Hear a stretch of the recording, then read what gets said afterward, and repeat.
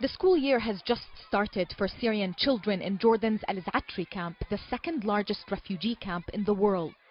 And although this school is full, fewer than half of the school-aged children are actually attending school. Many children here have to work to support their families. And in some rural areas of Syria, it was already common, especially for boys over the age of 14, to drop out of school to work. But some students still value getting an education even while in exile. Education is important because we are going back to our country one day and no one's going to rebuild Syria but us.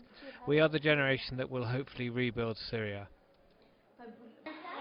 UNICEF runs 3 official schools here teaching the Jordanian curriculum, but has more registered students than seats. Over the summer, a back-to-school campaign based on the efforts of school children and aid agencies encouraged more families to send their children to school. Some children are afraid of getting lost on the walk to school because the camp is so big. Some had dropped out of school in Syria a long time ago. Some have to work to support their families and transport water to their tents, and others are afraid to be beaten by teachers.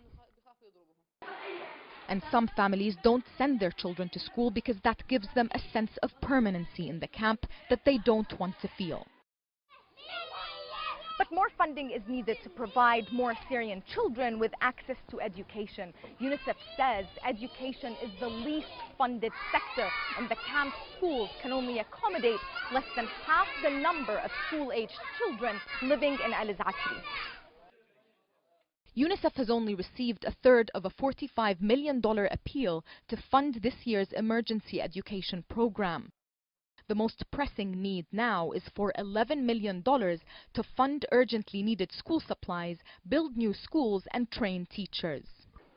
In some cases there might be donor fatigue. For now we have seen a very good donor response, but we are definitely worried that next year, for instance, we are not sure how the level of funding will be maintained. The plight of these Syrian refugees could be one that drags on for a while. That's why aid agencies feel funding education is important to prevent the loss of a generation of young Syrians. Nisreen Al-Shamaili, Al Jazeera, Al-Zatri camp.